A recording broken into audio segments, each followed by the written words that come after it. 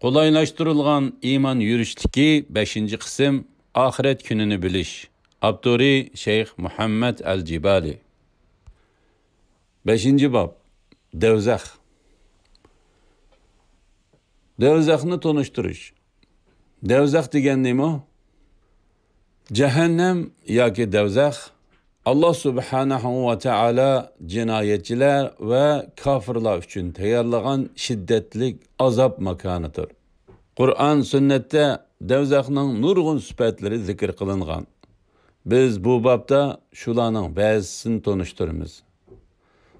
Bu vaqtdagi ilmlar bizning devzakqa bo'lgan qo'rqinchimizni oshirishi va Alloh subhanahu va taolaning bizni devzakdan va uning barliq xavf xatarlaridan saqlanishini tilab, samimiy duo qilishimizga turtki bo'lish kerak. Adabiy tilda cehennem intayin cho'nqur quduq degan ma'noni bildirdi. Devzak favqulodda cho'nqur bo'lganligi uchun uningga mush ism qo'yilgan. Tövende biz bu haqda to'xtalamiz inshaalloh. Devzakning yaratilishi. Devzak inson yaratilishdan burunla yaratilgan. Uni tunji bo'lib Jibril alayhisalom ko'rgandir. Biz cennetning yaratilishi haqida naql qilgan Abu Hurayra radhiyallohu anhudan rivoyat qilingan hadisning davomida Rasululloh sallallohu alayhi vasallam shundoq degan. Tarjimasi: Allah cehennemni yaratganda "Ey Jibril, berib qarab baqin" dedi. U berib ko'rib kelgandan keyin "Ey Rabbim, izzeting bilan qasamki, buni anglagan kishi hargizmi bu yerga kirmaydi" dedi. Keyin Allah subhanahu va taala uning atrofini havoyi havaslar bilan o'rab, "Ey Jibril, berib amdi ko'rib baqin" dedi. Jibril alayhissalom berib ko'rib kelgandan keyin "Ey Rabbim, izzeting bilan qasamki, hech kim qolmay bu yerga kirib ketgudek deb ansirab qoldim" dedi. İmam Abu Davud, İmam Tirmizi ve başkalar toplagan. Şeyh Albani Mishkat 5625 numarda sahih deb bahalagan. Bu hadisden şu narsa ma'lum ki devzak uning haqiqiy holatini bilgan har qanday odam uningga kirib kelishni, hatto yaqin berishni qat'iy xohlamagidek darajada chirkin ve korkunçluktur. Halbuki devzak şu derecede korkunçluk bolsa-mu, ama onu qorshab turgan shahvat ve ko'ngil tortadigan narsalar tufayli uningdan saqlanish qiyindir. Ana shu shahvat ve ko'ngil tortadigan narsalar tufayli haq bilan botilni ayiradigan ro'shan tushunchaga ega kishilardan boshqalar haq yo'ldan chetnab devzakqa mahkum bo'ladi. Devzakning sifatlari. Allah subhanahu va taala yaratgan narsalarning ichida biz biladigan eng yirkinishliki devzakdir. U intayin ko'rimsiz, meynat, tutuq, g'azabga to'lgan, azobli, ziyonli, tegsiz va rahimsizdir. Biz tasavvur qilib bakkan en qo'rqinchli maxluq yoki biz ko'rib bakkan en qabohatli tushmi devzakda o'tkazadigan bir daqiqaga to'g'ri kelmaydi. Devzakning ismlari. Qur'on sunnatda devzakni sifatlash uchun xilma-xil ismlar ishlatilgan. Ulardan ba'zilari tuvandikcha. Cehennem, tegsiz quduq. Sure Neba 21. ayet. An-nar, ot. Sure Gafir 46. ayet. El-Cahim, şiddetlik ot. Sure Şuara 91. ayet. Sakar, köydürgüçi. Sure Muddessir 42. ayet. Es-Sa'ir, şiddetlik yalqın. Sure Mulk 10. ayet. Dar el-Bevar, halaket diyarı. Sure İbrahim 28. ayet. Siccin, zindan. Sure Mutaffifin 7. ayet. El-Hutame, izzetkiçi. Sure Humaze 4. ayet. Lezo, lavuldıgan ot. Sure Ma'aric 15. ayet. Bula devzaktaki türlük şiddet ve azapını süpetligenliki üçün süpetligici isimlardır. Tüvende biz bu vaqtda tefsili toxtulumuz. Devzakның ebediliki. Devzak, şundaqla unundaki azap okubat ve onun ahalisi, yani devzak ahli mengü yo'qolmaydi. Allah subhanahu ve teala şundaq deydi. Tercümesi, bedbaxtlarga kelsak, ular devzakqa kirdi. Ular devzakda eshak hangragandek to'lab nala faryod chekidi. Osmon zamin yo'qolmayli tursa, ular devzakda Rabbing xohlagan zamongacha davomli turaverdi. Rabbing albatta xohlaganini qilguchidir. Sura Hud 106-107 oyatlar. Ulamolarning qarashlarida bu oyatdagi Rabbing xohlagan zamongacha degan istisno o'tkazgan cho'ng gunohlari sabablik devzakda bir mezgil jazolangandan keyin jannatga kirgizildigan mu'minlarni ko'rsatdi. Devzakning darvozalari. Devzakning 7 darvozasi bor. Her bir devzak ahli o'ziga bekitilgan yoki ko'rsatilgan muayyan bir darvozadan kiradi. Allah subhanahu va taolo shundaq deydi. Tercümesi, şübhisizki devzak ula, yani iblis ve onun tevalarının hemmisiga va'da qilingan joydir. Cehennemning 7 darvozasi bo'lib, ularning har biridan kiradigan muayyan bir bölük odam bor. Sura Hijr 43-44 oyatlar. Allah subhanahu va taolo yana bizga qiyomat kuni hisob ilinib bo'lgandan keyin kafirlarning devzaq top-top bo'lib haydildiganligi haqida xabar berib shundaq degan. Tercümesi, kafirlar cehennemge top-top bo'lib haydiladi. Ular cehennemge yetib kelganda cehennemning darvozalari ochiladi. Cehennemni boshqaruvchi farishtalar ularga aranglarda sizlarga Rabbinglarning oyatlarini o'qib berdigan, bugungi uchrashishning borligidan ogohlantiradigan payg'ambarlar kelmaganmi? deydi. Ular shundaq payg'ambarlar kelgan, bizni ogohlantirgan, lekin azobga duchor bo'lish hukmi kufri va qilmishlari tufaylidan kafirlarga tegishli bo'ldi deydi. Ularga cehennemning darvozalaridan kiringlar. Cehennemde mengü qilinglar. Mutakabbirlarning joyi nima degan yomon deyiladi. Sura Zumar 71-72 oyatlar. Devzakning cho'ngligi. Devzak tasavvuridan hal qilgan darajada cho'ngdir. Biz tuvanda devzak ahlidan birining Medine bilan Mekke'nin arlıqçılık kegidek derecede yoğunab ketadiganligini bayon qilamiz. Devzak yer yüzüde yaşap ötken barlıq kafirlarni o'ziga jamlagan bo'lg'achqa, buningdan uning ne kadar cho'ng joy ekanligini bilib olishga bo'ladi. Buningdan sirt, devzak yani haddidan ziyoda cho'nqurdir. Abu Musa Ash'ari radıyallahu anhu Resulullah sallallahu aleyhi ve sellem'den şundaq deganligini rivayet qilgan. Tercümesi, eğer bir taş devzak taşlansa, onun tegiga yetib berishiga 70 yil ketadi. İmam Abu Ya'la, İmam İbn Hibban ve başqalar to'plagan. Şeyh Albani Es-Sahiha 2165 numurda sahih deb baholagan. Devzakning g'azibi ve to'ymasligi.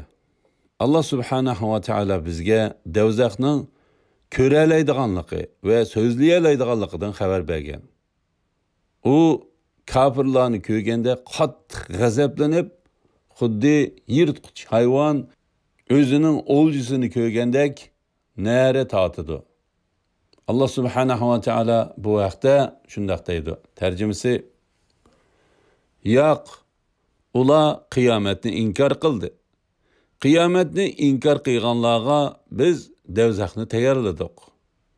Dovzax ularni yiroqdan ko'rgan chaqda, ular dovzaxning g'azabdan qaynagan va eshakdek hangragan ovozni anglaydi. Ular zanjir bilan bog'langan holda dovzaxning tor yeriga tashlangan chaqda, bu yerda ular o'zlarining o'limini tilaydi. Ularga bugun sizlar bir o'limni emas, talay o'limlarni tilanglar deyiladi. Sura Furqon 11-oyatdan 14-oyatgacha.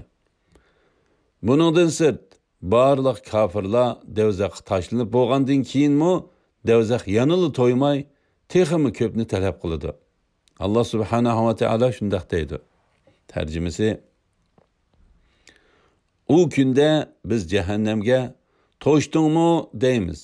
Cehennem yanı bormi deydi." Sura Qaf 30-oyat. Anas radiyallohu anhu Rasululloh sallallohu alayhi va sallamning mundaq deganligini rivoyat qildi.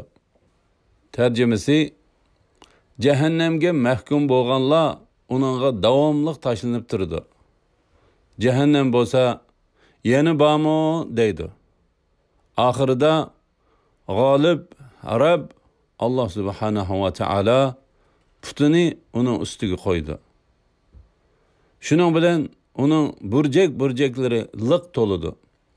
Cehennem sening izzating bilan qasamki, bo'ldi deb ketadi. İmam Buxoriy, İmam Muslim va boshqalar to'plagan. Bu hadisdan shu narsa ma'lumki, dovzaxda barliq kafirlarni sig'dirg'idek joy bor.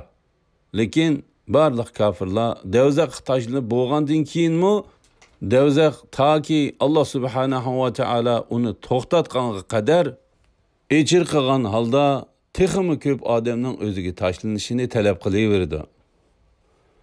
Izohat: bu vaqtdagi tafsilotlar uchun yurishlik o'qishliklarimizning birinchi qismi bo'lgan Allohni bilish kitobiga murojaat qiling. Izohat tugadi. Dovzaxning harorati va yiqilg'usi. Dovzax o'ti dunyodagi o'tdan nurg'un hassi qiziqdir. Hammamizga ma'lum bo'lganidek, bu dunyodagi o'tmu o'rmon, shahar va insonlarni ko'ydirib kul qiyig'idek haroratga ega. Dovzax o'tidan shuncha hassa tuvan bo'lgan bu dunyodagi o'tmu inson badanini ig'ir zaxmlantiradi. Dovzax o'tining harorati bu dunyodagi o'tninkidan 70 hassa kuchlikdir. Abu Hurayra radiyallohu anhu Rasululloh sallallohu alayhi vasallamning shundaq deganligini rivoyat qilgan. Tercümesi: "Sizlarning bu o'tinglar dovzax o'tining 70dan biriga barobardir." İmam Buxoriy, İmam Muslim va boshqalar to'plagan. Dovzaxga hatto inson va toshlar yiqilib qilindi. Allah subhanahu wa ta'ala shundaq deydi. Tercümesi: "Ey mu'minlar, o'zinglarni va bola chaqanglarni inson va toshlar yiqilg'i bo'ladigan, rahim qilmaydigan qattiq qo'l farishtalar muakkal bo'lgan dovzaxdan saqlanglar. U farishtalar Allohning buyrug'idan chiqmaydi. Nimaga buyurilsa, shuni ijro qiladi." Sura Tahrim 6-oyat. Dovzaxdagi azobning darajalari. Dovzax ahli tortadigan azobning shiddati farqli bo'ladi. Dovzaxda eng yengil azob tortadigan kishi shuki, uning tapiniga qo'yilgan cho'g'ning qiziqligidan mingisi qaynab ketadi. Abu Nu'man ibn Bashir radiyallohu anhu Rasululloh sallallohu alayhi vasallamning shundaq deganligini rivoyat qilgan. Tercümesi: "Darvaqa qiyomat kuni dovzax ahli orasida azobi eng yengil bo'lgani shundaq kishiki, uning putlarining ostiga yeniyotgan cho'g' qo'yiladi va shuning qiziqligidan uning mingisi qaynab ketadi." İmam Buxoriy to'plagan. La ilaha illalloh Muhammad Rasululloh. Shundaqla boshqalarni Alloh subhanahu va taologa itoat qilishdan to'sgan kofirlar odatdagi kofirlarga qaraganda texmi qattiq azobga duchor bo'ladi. Alloh subhanahu va taolo bu haqda shunday deydi. Tarjimasi: kafir bo'lganlarga va kishilarni Allohning yo'lidan, ya'ni dinidan to'sganlarga ularning qilgan buzg'unchiliklari uchun azob ustiga azob qo'shib, ziyoda azob qilamiz. Sura Nahl 88-oyat. Kishilarni Alloh subhanahu va taoloning yo'lidan to'sgan rezil kishilarning eng rezillari orasida Fir'aun va uning tavalari bor. Shuning uchun ular davzaqda eng qattiq jazoga duchor bo'ladi. Alloh subhanahu va taolo bu haqda shunday deydi. Tarjimasi: ular atigini oqshimi o'tqa to'g'rilanib turdi. Qiyomat qoyim bo'lgan kunda ey Fir'aun jamoasi, azobning eng qattiqiga, ya'ni davzaq o'tiga kiringlar deyildi. Sura G'ofir 46-oyat. Allah subhanahu wa ta'ala bergen kuch ve hukuk tayinib, kishilarga zulm qilgan ve ularni Allah subhanahu wa ta'ala'nın yoludan azdurgan her bir zalim, mustabid Fir'aunga o'xshash oqibatga qoladi. Shu tipdagi zalim, zo'ravon kishilarmi qiyomatda eng ig'ir jazoga tortiladi. Halid ibn Valid radiyallahu anhu Rasulullah sallallahu aleyhi ve sellem'den şundak degenlikini rivayet qilgan. Tercümesi: qiyomatda Allah'ның dergahida eng qattiq azobga qoldiganlar bu dunyoda kishilarga eng qattiq azob qilganlardir. İmam Ahmad, İmam Hakim ve başkalar toplagan. Şeyh Albani As-Sahiha 1442 numarda sahih deb bahalagan. Munafiqlar özlerinin iman etqanlığını da'vo qilish orqali mu'minlarni aldışıdı. Ular faqat mu'minlarning ishonchisini qo'lga keltirib, ondan ularga ziyonkashlik qilishni o'ylaydi. Shu sababdan munafiqlarmi davzaqda eng qattiq azobga duchor bo'ladi. Allah subhanahu va taolo shunday deydi. Tarjimasi: munafiqlar cho'qim davzaqning eng ostinqi qavatiga, ya'ni qahriga tashlanadi. Ularga hergizmi azobdan qutqizadigan madadkor topolmaysan. Sura Nisa 145-oyat. Davzaq muakkallari. Davzaq muakkallari davzaqni davzaq ahli uchun qizitib turdi. Allah subhanahu va taolo shunday deydi. Tarjimasi: u o'zining so'rindoshlarni yordamga chaqirsin. Biz zabaniyle, yani cehennemnin küçlük qattiq qo'l farishtalarını chaqiramiz. Sura Alaq 17-18-oyatlar. Davzaq muakkallari davzaq ahliga ko'ngil bo'lib yoki hesdashlik qilib yurmaydi. Aksicha ularga to'limi qattiq qo'pol muomala qiladi. Allah subhanahu va taolo bu vaqtda shunday deydi. Tarjimasi: onunğa qattiq qo'l farishtalar muakkaldir. U farishtalar Allah'ның buyrug'idan chiqmaydi. Nimaga buyurilsa shuni ijro qiladi. Sura Tahrim 6-oyat. Davzaqqa muakkal farishtalarning boshliqining ismi Malikdir. U davzaq ahliga o'zining boshqa yordamchilaridan yumshoq muomala qilib qolmaydi. Allah subhanahu va taolo shunday deydi. Tarjimasi: ular, ya'ni kuffarlar davzaqqa muakkal farishtaga: ey Malik, Rabbing bizga o'lim hukm qilsin deb to'g'laydi. Malik: sizlar azobda cho'qim qolasizlar deydi. Biz sizlarga haqiqatan haq dinni keltirdik. Va lekin sizlarning ko'pchiliginglar haq dinni yomon ko'rguchilardir. Sura Zuhruf 77-78-oyatlar. Davzaqqa kimlar kirdi? Barliq insonlar. Allah subhanahu va taolo bizga barliq insonlarning jumladan taqvodor mu'minlarning davzaqqa kirdiganligidan xabar bergan. Allah subhanahu va taolo bu vaqt shunday deydi. Tarjimasi: sizlarning ichinglardan davzaqqa kirmaydigan biror kishi qolmaydi.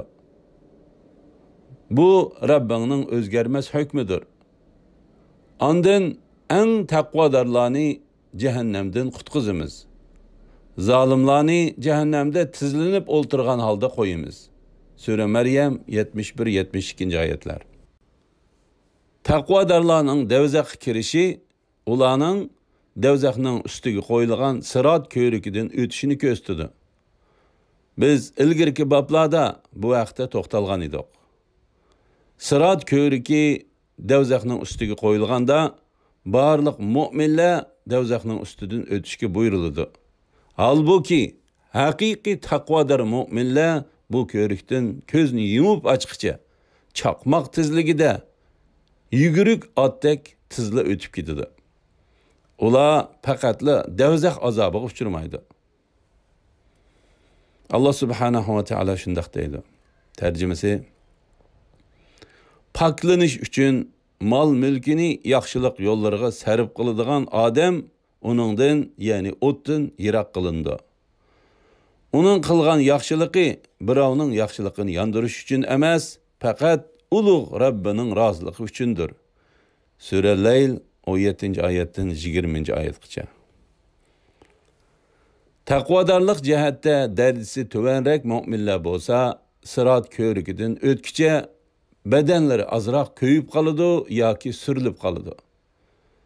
Yeni bazıları teximi iğirraq zahmiga uçraydı.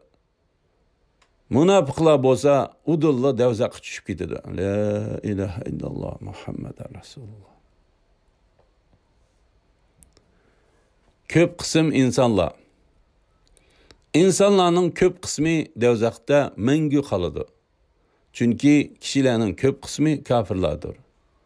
Allah subhanahu ve teala şundaq deydi. Tercümesi: Sen gerçi kişilerin iman etişiga heris bolsan mı, lekin ularning to'lisi iman etmaydi. Sure Yusuf 103. ayet. İmran İbni Hüseyin radiyallahu anhu Resulullah sallallahu aleyhi ve sellem'nin şundaq deganligini rivayet qilgan. Tercümesi: Rabbimiz Allah subhanahu ve teala kıyamet günü: Ey Adem, ballaringdan devzaqqa loyiq bo'lgan bir bölükini devzaqqa avatgin deydi. Adem aleyhisselam: Ey Rabbim, devzaqqa avatilganlar qanchalik deydi. Allah subhanahu ve teala: Her 1000 kişiden 999'i devzaqqa avatiladi. Biri cennette buludu deydi. La ilahe illallah Muhammeden Resulullah. Ya Allah. Cennet ehlinden buluşumuz nasip eyle ya Allah. Amin ya Rabbi. İmam Bukhari, İmam Müslim ve başkalar toplagan. Bu hadisten ma'lum ki Adem aleyhisselam'a devzaqqa bardiganlarning kimligi bildirildi.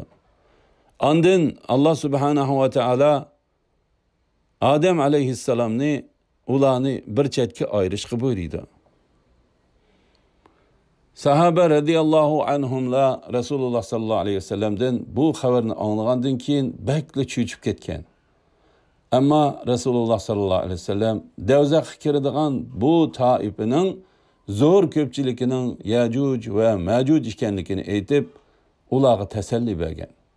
Bu vaqtki hadisni İmam Bukhari ve İmam Müslim Abu Dar radiyallahu anhudan rivayet qilgan.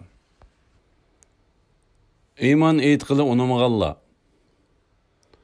Kishining devzaqda mangu qilishiga sabab bo'ladigan birdan bir gunoh kufrdir. Kufr haqni tonigandan keyin Allah subhanahu ve teala'ga iman etqili unamaslik degan bo'ladi. Bundaq kishilar hergiz cennet kirelmeydi. Allah subhanahu ve teala bu vaqt shundaq deydi. Tercümesi: Şübhisiz ki bizning oyatlarimizni inkar qilgan ve ularga iman etishga gadankeşlik qilganlarga osmonning darvozasi ochilmaydi. Ya'ni ularning yaxshi amali ve duosi qabul bo'lmaydi. Taki töge yinginining to'shigidan o'tmagicha ular cennet kirmaydi. Yani ular hergizmi cennet kirmeydi. Günahkarlarga muşundaq ceza verimiz. Sure A'raf 40. ayet.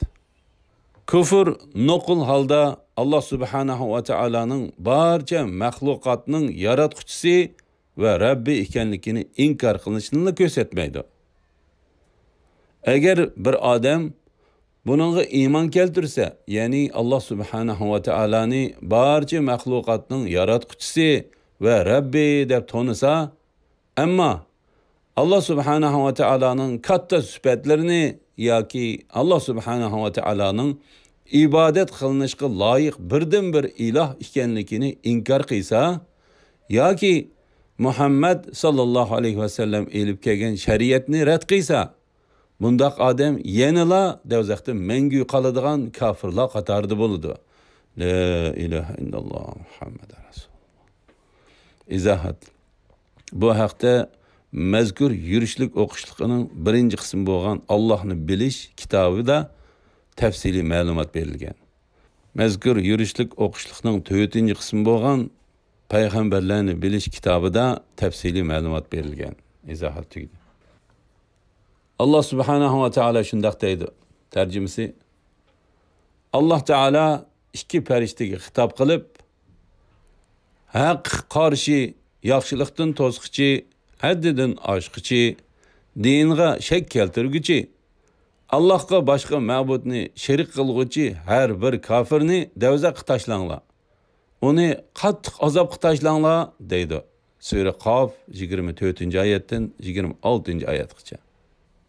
Kafirlar bu dunyoda olamlarning Rabbiga haqiqiy qulchilik qilishdan iborat eng oliy g'oya va eng katta huzurni nazardan saqit qilib, moddiy huzur halovatni qo'g'lishib, hayvonlardek yashaydi. Allah subhanahu wa ta'ala shundaq deydi. Tarjimasi: Kafirlar hayoti dunyoda uning lazzatlaridan bahramand bo'ladi va chahar paylardek yeb ichidi. Ahiretde ularning joyi do'zax bo'ladi. Sura Muhammad 12-oyat. Amaliyatda kafirlar hayvonlardan mubattardir. Allah subhanahu wa ta'ala kafirlarga ularning haqni ko'rishiga va o'zlarini do'zaxdan qutqizishiga yordam beradigan aql degandek iqtidorlarni ato qilgan. Lekin ular bu iqtidorlarni ishlatgil unamagan. Allah subhanahu wa ta'ala bu vaqt shundaq deydi. Tarjimasi: Shek shubhisiz ki cin ve insanlardan nurg'unlarini do'zaxga yiqilg'i bo'lish uchun yaratdik. Ular dillari bo'g'ini bilanmi u orqali haqni tushunmaydi. Ular ko'zlari bo'g'an bilanmi u orqali Alloh taolaning qudratining dalillarini ko'rmaydi. Ular quloqlari bo'g'ini bilanmi u orqali Alloh taolaning oyatlarini ibrat ilib ting'ishamaydi. Ular go'yo hayvonga o'xshaydi. Hayvondan mubattar gumrohdir. Ayni shular g'ofildir. Sura A'rof 179-oyat. Munofiqlar. Munofiqlarmu kafirlarning qatorida bo'lib, do'zaxning eng tuvan qavatiga tashlanadi. Allah subhanahu wa ta'ala shundaq deydi. Tarjimasi: Munofiqlar cho'qim do'zaxning eng ostingi qavatiga, ya'ni qahriga tashlanadi. Ularga hargizmi azobdan qutqizadigan madadkor topolmaysan. Sura Nisa 145-oyat. Şeytan ve onun yardımcıları. Allah subhanahu wa ta'ala insanlarni şeytanның ızıqtırışı ve mikri bilen sınaş üçün şeytanga qiyomat kunigacha muhlat bergan. Ammo qiyomat kuni bu muhlatning vaqti to'shidida şeytan o'zining askarlari va agish kuchilari bilan billa do'zaxga tashlandi. Allah subhanahu wa ta'ala shundaq deydi.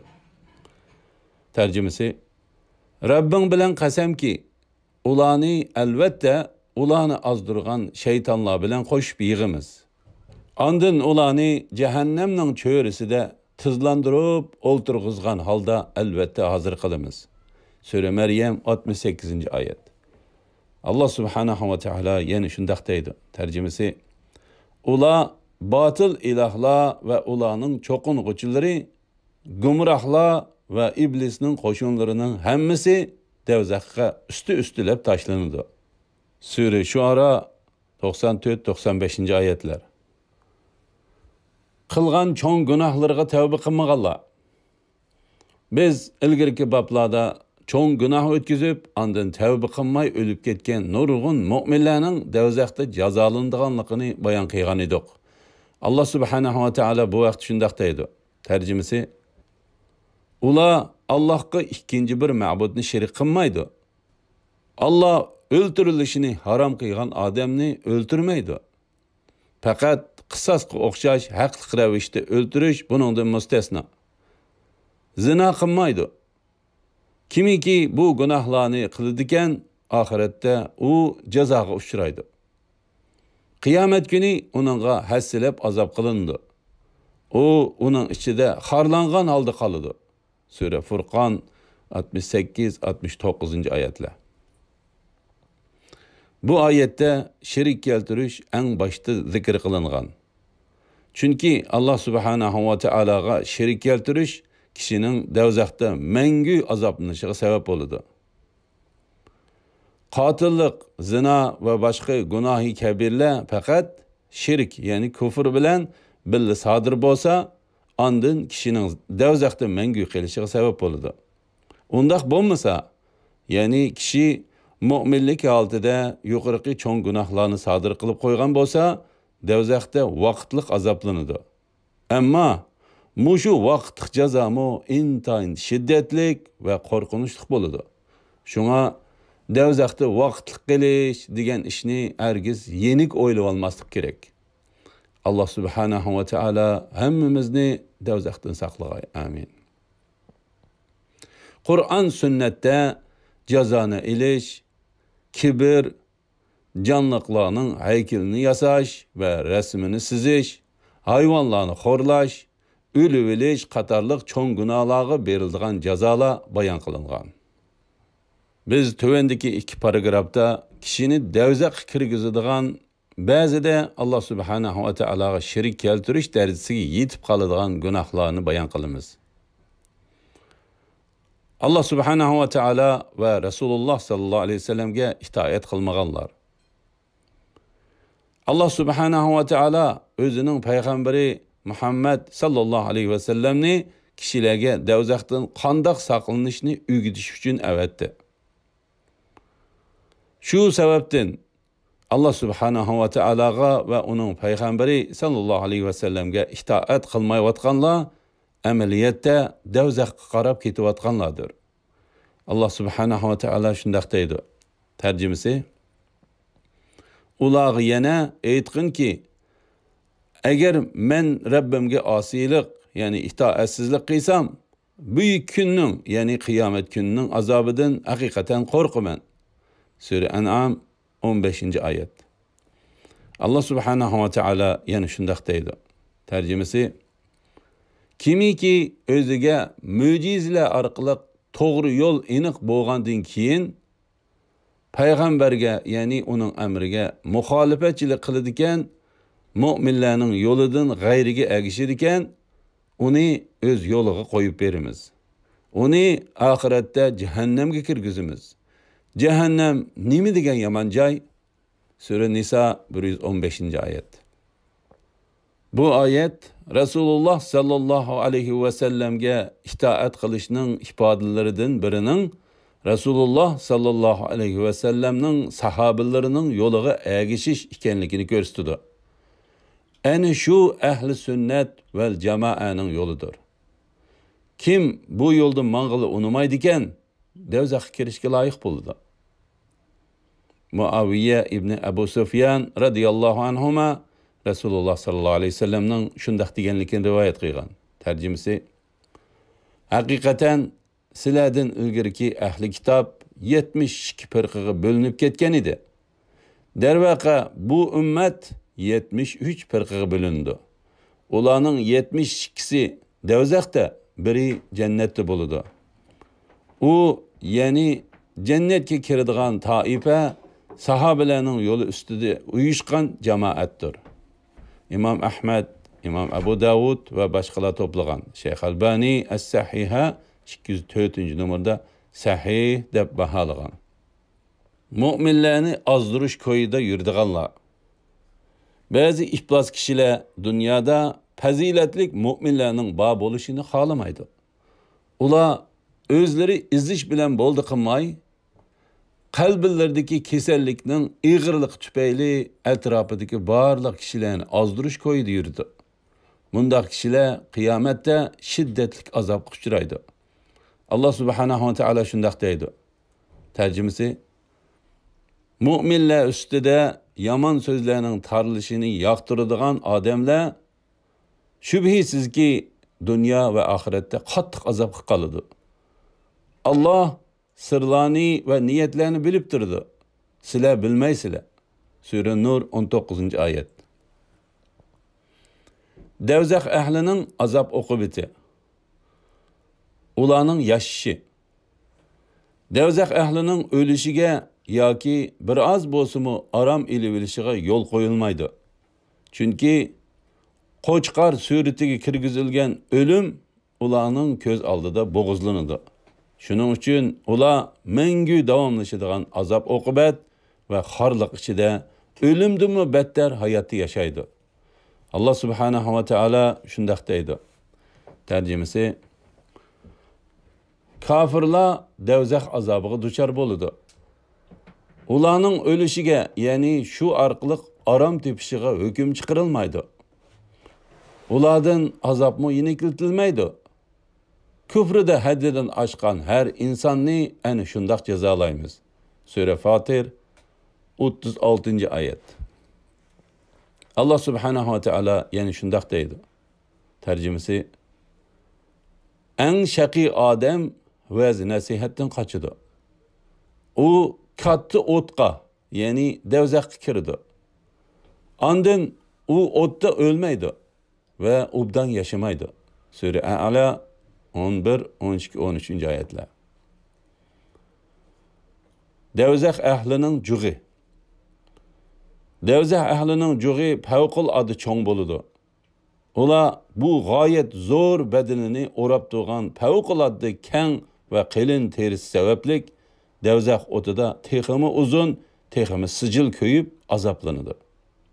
Ebu Hureyre radiyallahu anhu Resulullah sallallahu aleyhi ve sellem'nin şundaq deganligini rivayet qilgan. Tarjimasi: Devzaqda kafirning iziq tishi Uhud teg'ichilik cho'ngliqda, terisi 3 kechilik musofada qilinliqda bo'ladi. La ilaha illalloh Muhammad Rasul. İmam Muslim, İmam Tirmizi ve başkalar toplagan.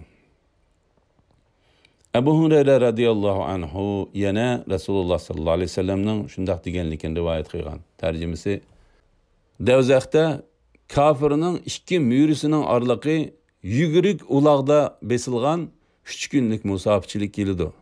İmam Muslim toplagan. Ebu Hureyre radiyallahu anhu yana Resulullah sallallahu aleyhi ve sellem'nin şundaq deganligini rivayet qilgan. Tarjimasi: Haqiqatan devzaqda kafirning terisining qilinliqi divining beliki boyunca ölçengende 42 bilek kelidi. Şundaqla onun devzaqda o'ltiradigan joyi Mekke bilan Madinaning araliqchilik kelidi. İmam Ahmed, İmam Tirmizi ve başkalar toplagan. Şeyh Albani as-Sahiha 1105 numurda sahih deb baholagan. İzahat: Bilek qadimki uzunluq birligi bo'lib, kishining jaynikidan qo'lining uchigacha bo'lgan arliqni ko'rsatadi. Bu hadisdimi aniq ko'rsatilganidek, devzaqning ahlining terisini o'lchashda qo'llanilgan bilek birligi normal insonlarning belikining uzunluq emas, balki divadek gigant maxluqning belikining uzunluğudur. İzahat tugdi. Devzaqda kafirlar terisining bu kadar qilin bo'lishi qaramay, yanala tamamen köydürüldü. Allah subhanahu wa ta'ala shundaq deydi. Tarjimasi: Saqarının nemiligini qandaq bilalaysan, u hech narsani qoldirmaydi, qo'ymaydi, balki köydürüp tashlaydi. U cho'ngliqidan insonlarga yiroq musofirlardan ko'rinib turdi.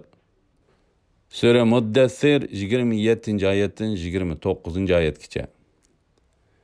Do'zax ahlining har vaqt azobni tetib turishi uchun ularning intayin qilin va kang terisi o'tda kuyib tugagandan keyin davomli yengilinib turdi. Bu vaqtda Alloh subhanahu va taolo shunday deydi. Tarjimasi: Shubhisizki bizning oyatlarimizni inkor qilganlarni do'zaxga kirgizamiz. Ularning terilari pishib tugagan chaqda azobni tetitish uchun o'rniga boshqa teri yangishlaymiz. Alloh haqiqatan mutlaq g'olibdir, hikmat bilan ish qilg'uchidir. Sura Nisa 56-oyat. Bu yerda kafirlarning terisining alohida tilga ilinishidagi sabab shuki, terida kishiga azobni his qildiradigan nerv hujayralari bor. Agar ularning terilari tamoman ko'yib tugisa va yengilanmasa, ular azobni his qilmagan bo'ladi. Lekin ularga hargiz bundaq kengchilik qilinmaydi. Do'zax ahlining yemak ichmiki. Do'zax ahlimi yeb ichidi. Lekin ular taomning eng nochirini yeb, ichimlikning eng nochirini ichidi. Ularning tamoqlari qo'rsqini to'ydirmaydi. İçimlikimi ussuzluğunu kandırmaydı. Aksice bu yemek içmekle ularning azabını teximi küçeytip etdi. Allah subhanahu wa ta'ala şundak deydi. Tercümesi: Ularga darrdin, yani bedboy, açık tikendin başka yemeklik olmaydı. Darri kişini semirtmeydi, açlıkını pesaytmeydi. Sure Gâşiye 6-7 ayetler. Ularning yemeklikinin en naçarlardan biri zaqqum boludu. Allah subhanahu wa ta'ala bu vaqtda shunday deydi. Tercümesi: Bu, yani cennetning ne'matlari yaxshi ziyofatmi yoki zaqqum darximi? Zaqqumni biz zolimlar uchun oxiratda azob qildik. Shubhisizki u jahannamning qahrida o'sadigan daraxtdir. Onun meyvesi goya şeytanlarının başları o'xshaydi. Ular şübhisiz şu meyvelerden yeydi. Onun bilen qo'rsaqlarini to'ldirdi. Andın ular onun ustiga yiring bilen qaynaq suvning aralashtirmasini ichdi. Sura Safat 62-oyatdan 67-oyatgacha. Allah subhanahu wa ta'ala zaqqum haqida yana shunday deydi. Tarjimasi: Zaqqum darixi haqiqatan gunohkorlarning tamıqıdır. U eritilgan mistek qiziqdir. U qo'saqlarda qaynaq suvda qaynaydi. Do'zaxga muakkal farishtalarga uni tutib so'rab do'zaxning o'tirisiga ilib beringlar. Andin uning beshiga qaynaq suv quyib azoblanglar deyildi. Uningga xarlash va masxara qilish yuzidan sen hakikaten izzetlik ulug' zat edin deyildi. Sura Duhan 43-oyatdan 49-oyatgacha. Do'zax ahlining tamiqi bu qadar haroratlik bo'lgandan sirt yana to'limi maynatdir. Allah subhanahu wa ta'ala bu vaqtda shunday deydi. Tarjimasi: Bugun uningga bu yerda uningdan azobni ko'tarib o'tadigan do'st yo'qdir. Onunğa yiringdan başka tamak yoktur. Onu fakat azgan adamlarla, yani kafirlarla yeydi. Sura Haqqa 35-oyatdan 37-oyatgacha. Buningdan sirt do'zax ahlining ishchimligi ularning oshqozon uchaylarini parch-parch qilib o'tgudek darajada qiziqdir. Ular qaynab ketayotgan vujudini sovutish uchun özleriga birer narsa berilishini talab qilganda, texmi meynat qaynoq suv ularning boshlariga va yuzlariga to'kilib, azobini texmi kuchaytirib o'tadi. Allah subhanahu wa ta'ala shunday deydi. Tarjimasi: Do'zaxda mangu qoladigan qaynoq suv bilan sug'urilib, qiziqliqidan uchaylari pari-pari qilindiganlar bilan o'xshashmi? Sura Muhammad 15-oyat. Allah subhanahu wa ta'ala yana shunday deydi. Tarjimasi: Ular tashnalıqdan suv talab qilsa, ularga madan eritmasiga o'xshash yuzlarni kuydirib yetadigan nihoyat qiziq suv berildi. Bu nima degan yomon sharob? Jahannam nima degan yomon joy? Sura Kaf 29-oyat. Devzax ahlining kiyimlari. Cennet ahli nafs kiyim-kechaklarni kiyib, ko'zini qamashtiradigan zibu zinnatlarni taqsa, devzax ahli o'tdan pichilgan kiyimlarni kiydi va bo'yinlariga taqoq, put-qo'llariga zanjir kishanlar selindi. Allah subhanahu va taolo shunday deydi. Tarjimasi: Mu'minlar va kuffarlardan iborat bu ikki firqa Rabbi to'g'risida munozirlashdi. Ya'ni mu'minlar bilan kuffarlar Allah subhanahu va taoloning dini ustida bas munozir qilishib, mu'minlar Allah taoloning diniga yordam bermoqchi bo'ldi. Kuffarlar Allah taoloning nurini o'chirmoqchi bo'ldi. Kafirlarga o'tdan kiyimlar pichiladi. Ularning boshlari ustidan yuqori haroratli qaynoq suv quyiladi. Sura Haj 19-oyat. Allah subhanahu va taolo yana shunday deydi. Tarjimasi: Ana shular Rabbini inkor qilganlardir. Qiyomat kuni ana shularning bo'yinlariga taqoqlar selindi. Ana shular devzax ahli bo'lib, devzaxda mangu qolg'uchilardir. Sura Ra'd 5-oyat. Allah subhanahu va taolo yana shunday deydi. Tarjimasi: Shubhisizki biz kafirlarga putlarga selindigan zanjirlarni, bo'yinlariga selindigan taqoqlarni va yenib turgan devzaxni tayyorladik. Sura Nisa 4-oyat. Ularning karvati va yotqini. Cennet ahli zinnatlangan yostiqlarga va oltin taxtlarga yo'linib o'ltirsa, devzax ahlini ostidanmi, ustidanmi o't qorshab turdi. Allah subhanahu va taolo shunday deydi. Tarjimasi: Devzaxda ularning ostiga soladigan ko'psimi o'tdan, ustiga yepinadigan yotqinimi o'tdan bo'ladi. Zolimlarga mushundaq jazo beramiz. Sura A'rof 41-oyat. Ularning yig'i-zarisi va nolisi. Devzax ahli o'zlari duchor bo'lgan shiddatlik va tugmas azob sabablik to'xtamay nola qilib turdi. Ularning yig'i-zarlari shuni anglay oladigan har kimga aniq anglanib turdi. Allah subhanahu va taolo shunday deydi. Tarjimasi: Badbaxtlarga kelsak, ular devzaxga kirdi. Ular devzaxda eshak angragandek tovlab nola faryod chekidi. Osmon zamin yo'qolmayli tursa, ular devzaxda Rabbing xohlagan zamongacha davomli turaverdi. Rabbing albatta xohlaganini qilg'uchidir. Sura Hud 106-107-oyatlar. Devzax ahli to'xtamay yig'laydi. Lekin ularning ko'zidan yosh emas, zo'r miqdorda qon oqidi. Abdullah ibn Qays radhiyallohu anhu Rasululloh sallallohu alayhi vasallamning shunday deganligini rivoyat qilgan. Haqiqatan devzax ahli yig'laydi. Hatta ularning ko'z yoshlarida kiyimlar mang'alaydi. Ularning ko'z yoshi odatdagidek suv emas, balki qondir.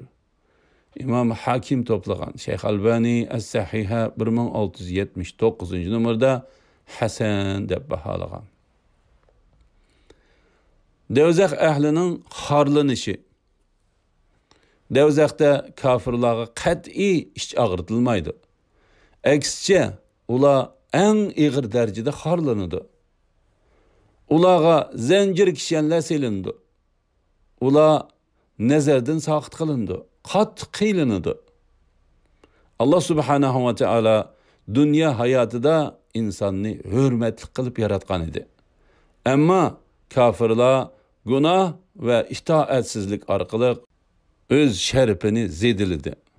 Shu sababdan buningga berilgan loyiq jazo sifatida oxiratda ularning izzat sharafining simvoli bo'lgan yuzlarini maynatchilik va devzax o'ti urib oladi. Allah subhanahu va taolo shunday deydi. Tarjimasi: Günahkarlar hakikaten dünyada gumrahlıqtıdır. Ahirette devzaqtıdır. Ular devzaqda düm yatqızılıp söğürüldüğün günde ulağa devzaqның azabını tetinglar deyildi. Sure Qamar 47-48 ayetler.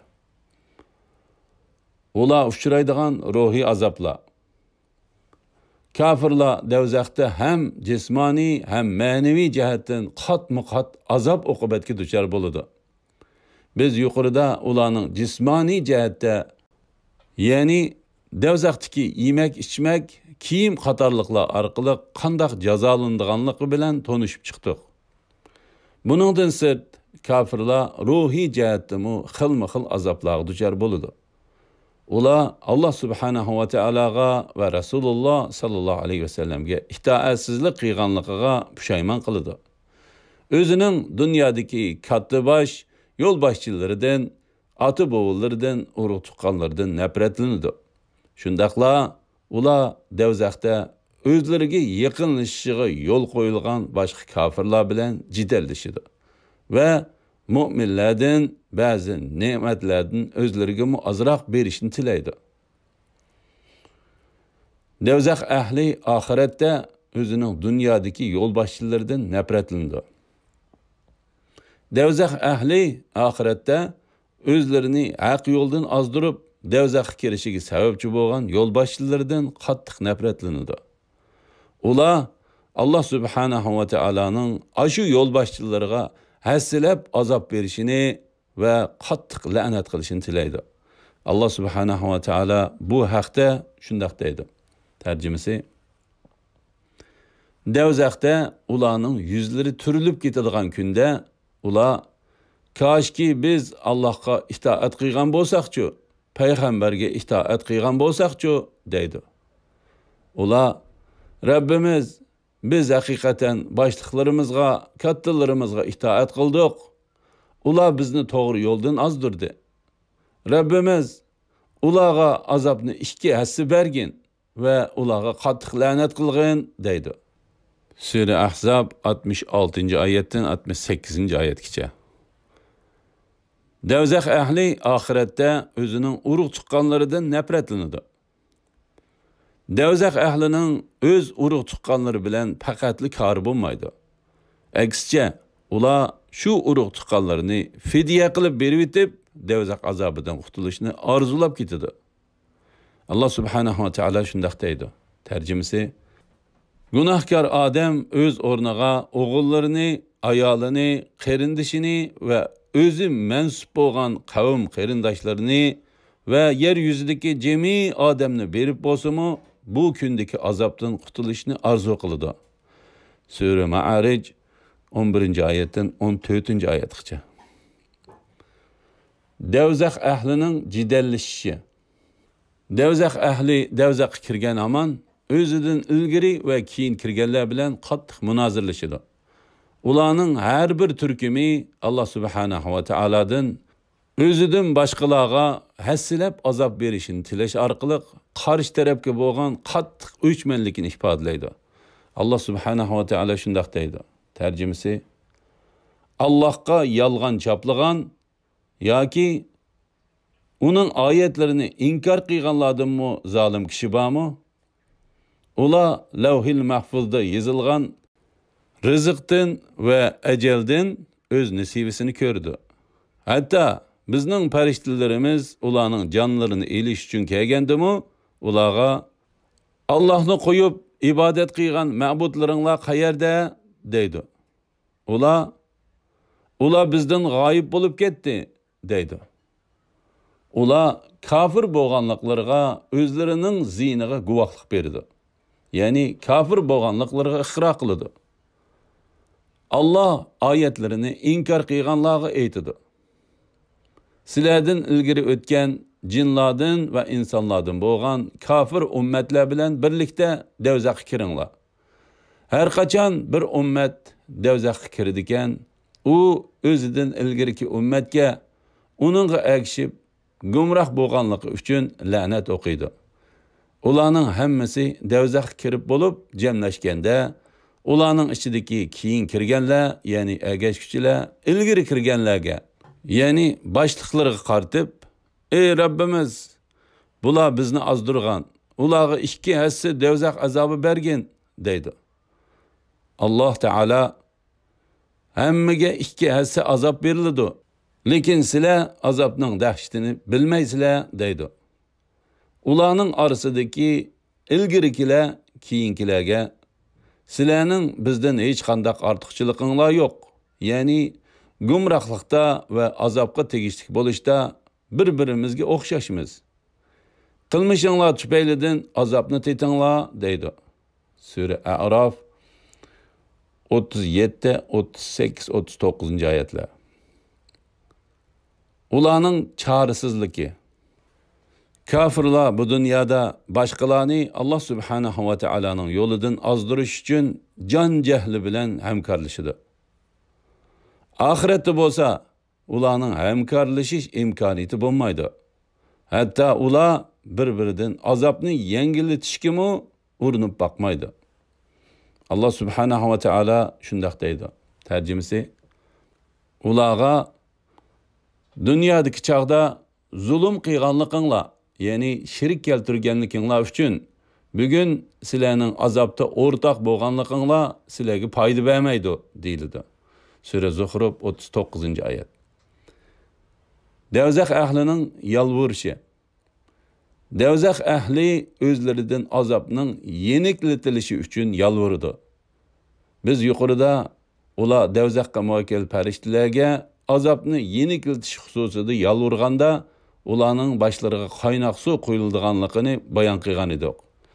Ular do'zax muvakkillarining boshqurg'uvchisi bo'lgan Malikqa o'zining jinini elish haqida yalvurib ketadi-yu, lekin bu talabga parvo qilinmaydi. Buningdan boshqa ular yana jannat ahliga yalvurib, ularning yemek-ichmaklaridan o'zlariga ozroq berishini tilaydi. Alloh subhanahu va taolo shunday deydi. Ahli do'zax ahli jannatga suvdan yoki Alloh sizlarga bergan ichadigan narsalardan bizga bir oz quyib bersanglar deb to'g'laydi. Ahli jannat ularga javoban: Alloh ularni kofirlarga harom qilgan deydi. Kafirlar dinlarini masxara va o'yinchi qilib oldi. Ularni dunyo tirikchiligi oldi. Ularning bugungi kunga muloqot bo'lishini unutganliklari va bizning oyatlarimizni inkor qilganliklariga o'xshash, biz bugun ularni unutmaymiz. Ya'ni ularni do'zaxda qoldiramiz. Sura A'rof 50-51-oyatlar. Bu oyatdan ma'lum bo'lganidek, shunday bir paytda do'zaxdagi kofirlar jannatdagi mu'minlarni, jannatdagilarmi do'zaxdagilarni ko'ra oladi. Bu kofirlarning hasratiga hasrat, mu'minlarning xo'shalligiga xo'shallik qo'shadi.